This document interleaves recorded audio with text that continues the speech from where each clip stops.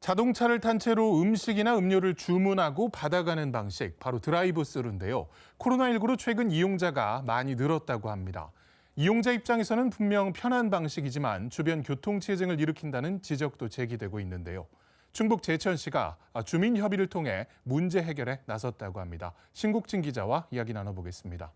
자, 신 기자, 드라이브 스루 매장이 많이 늘었잖아요. 편리하게 이용을 할 수 있는 반면에 불편을 호소하는 민원도 많이 제기되고 있다고요. 네, 국내 주요 프랜차이즈 드라이브스루 매장은 2016년 356곳에서 지난해 662곳으로 늘었습니다. 매장이 증가하면서 민원도 늘고 있는데요. 최근 6년 동안 민원 정보 분석 시스템에 수집된 드라이브스루 관련 민원은 총 1,121건으로 연평균 증가율은 51.5%라고 합니다. 민원 유형별로는 차량 통행 방해가 51.4%로 가장 많았고 보행 불편이 32.2%로 조사됐는데요. 매장으로 들어가기 위해 도로에 줄지어선 차량 때문에 다른 차량이 큰 불편을 겪는 것으로 나타났습니다. 예, 이게 전체적인 기록을 보더라도 전국에서 제기되는 민원이 아닌가 싶은데 충북 제천에서도 교통체증이 원인이었나요? 네, 충북 제천에도 몇 해 전부터 드라이브스루를 활용한 카페와 패스트푸드 업체가 상당수 들어섰다고 합니다. 교통체증 문제가 제기된 장소는 지난 2018년 문을 연 한 드라이브스루 카페인데요. 영상을 보면서 설명드리겠습니다. 이 카페는 제천시 청전동 행정복지센터에서 중앙교차로 방향 의림대로에 자리하고 있습니다. 의림대로는 왕복 4차선 도로로 제천 시내를 관통하는 중심도로라고 할 수 있습니다. 네, 이 카페 자체가 차량 통행이 많은 중심가에 있는 셈인데 2018년에 문을 열었다면 민원 자체가 굉장히 오랫동안 제기된 건가요? 네, 그건 아니고요. 카페가 문을 연 건 3년이 넘었지만 드라이브스루로 인한 교통체증 문제는 지난해 말부터 제기됐다고 합니다. 네. 그동안은 큰 문제가 없었지만 코로나19로 비대면 소비 문화가 확산됐고 드라이브스루 이용 고객이 증가하면서 문제가 시작된 것으로 보고 있습니다. 그전에는 지금처럼 이렇게 많지는 않았었는데 코로나 때문에 작년부터 지속되다 보니까 그 드라이브스루를 이용하는 사람들이 사실은 그전보다 많이 늘어나는 거죠. 저희가 2018년에 문을 열었을 때는 코로나 시국이 아니었으니까 네. 뭐 자연스럽게 그냥 실내로 들어가시는 분들도 네. 많았는데 코로나 시국이 좀 있으면서 지난해부터 이제 유독 이제 드라이브스루 이용 고객이 늘어나면서 좀 문제가 네, 심해질 그렇게 된 수밖에 없었거든요. 결과입니다. 초창기에는 아무래도 이제 저기 알려지기 전까지는 또 이용률이 적다가 또 많이 알려진 데다가 코로나19 그 영향도 좀 그게 마지막에 결정적인 역할을 한 것 같아요. 네, 그러니까 카페가 문을 열었던 2018년 당시에는 문제가 없었지만 코로나19 장기화로 이용률이 높아지면서 교통체증이 좀 문제가 된 건데 정말 차가 많이 다니나요? 네, 교통체증이 집중되는 시기는 주말이나 평일 점심때라고 하는데요. 어떤 문제로 인해 교통체증이 유발되는 것인지 현장 그림을 보면서 설명드리겠습니다. 이 카페는 왕복 4차선 도로 바로 옆에 자리하고 있습니다. 4차선 바로 옆으로 카페 주차장과 드라이브스루 진입로가 조성돼 있는데요. 평일 낮 시간이라 드라이브스루 이용 차량이 정차돼 있는 모습은 볼 수 없었지만 꾸준하게 차량 진입하는 모습은 확인할 수 있었습니다. 도로 상황을 보면 어떤 문제인지 더 자세히 알 수 있었는데요.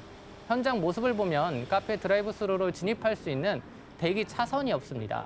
그렇다 보니 드라이브스루를 이용하는 차량은 왕복 4차선 도로 가운데 한 개 차선에 정차하게 됩니다. 또한 바로 앞에 교차로 신호가 있는데요.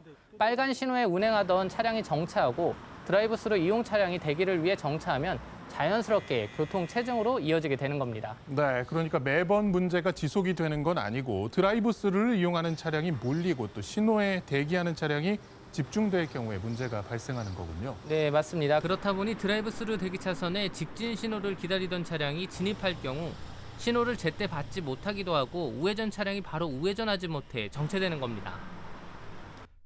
일단은 차가 통행량이 많은 시간대에 이 매장에 들어가는 차하고 직진하는 차하고 서로 한쪽으로 몰리니까 그 진행 방향의 차량들이 계속 밀림 현상이 생겨서 네네네. 그 통행 불편에 대한 민원이 많았습니다. 그러니까 여기 직진 말씀하시는 게 여기 직진 차선하고 여기 이용하는 차량들이 같이 혼용이 되다 네. 보니까 많이 밀린다는 건데 그럼 평상시에 이 도로 자체에 차량 통행이 평소에도 많은 구간인가요?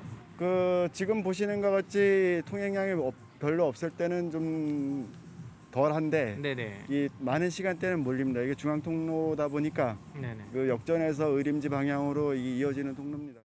네, 이 구간을 지나는 운전자 입장에선 불편이나 불만이 상당히 많았을 것 같은데 어떤 방법으로 문제를 해결했을지 궁금합니다. 네, 제천시는 주민들의 민원에 충분히 공감하고 있었습니다. 또한 이 카페도 문제에 공감하고 드라이브스루 이용객이 증가하는 평일 점심이나 주말에는 교통 안내원을 배치해 문제를 해결하려 노력했습니다. 하지만 근본적인 대안은 아니었는데요. 제천시는 최근 민간 합동회의를 열고 대기차로 조성에 합의했습니다. 그러니까 이 드라이브스루 이용객들을 위해서 대기 차로를 만든다는 건데 앞선 화면에서 보니까 만들 만한 공간이 별로 없어 보이던데요. 네, 맞습니다. 그래서 현재 문제가 되는 구간에 인도를 활용하기로 했는데요. 현재 인도의 폭이 5m라고 합니다. 제천시는 이 인도의 폭을 3m로 좁히고 폭 2m, 길이 20m의 대기차로를 신설하기로 했습니다. 네, 이 인도를 좁혀서 대기 차로를 만든다는 건데 인도 폭을 좁히면 보행권 침해 문제가 될 수도 있고 또 이 사업장에 혜택을 줬다는 문제가 제기될 수도 있잖아요. 네, 당연합니다. 보행권 침해 부분은 공사 후에 인도폭이 좁아지기는 하지만 인도폭이 3m여서 보행자 안전을 충분히 확보할 수 있다고 하고요. 공사에 필요한 사업비와 인도를 사용하는 점용료를 건물주가 부담하기로 했습니다. 제천시의 협의로 카페와 주변 건물주인, 상가 모두 동의를 했고 조만간 공사를 진행할 예정입니다. 이 부분에 대한 계획을 세워서 도로 점용 허가 신청을 하면은 저희들이 그걸 갖고 검토를 한 다음에 허가를 해주고 나머지 공사는 스타벅스 측에서 진행을 하는 걸로. 건물주가 도로 점용 허가 서류와 공사 계획서를 제천시에 신청하면 제천시는 허가를 내주고 7월 중에는 공사를 완료할 계획인데요. 제천시는 공사 기간 안전 문제에 신경을 써서 최대한 빨리 주민 불편을 최소화하겠다고 밝혔습니다.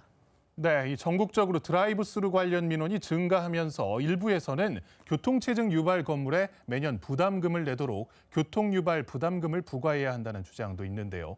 민원 해결에 초점을 두고 지역사회가 함께 고민해 대안을 찾아낸 제천시 사례가 도움이 될 듯합니다. 신 기자 수고했습니다.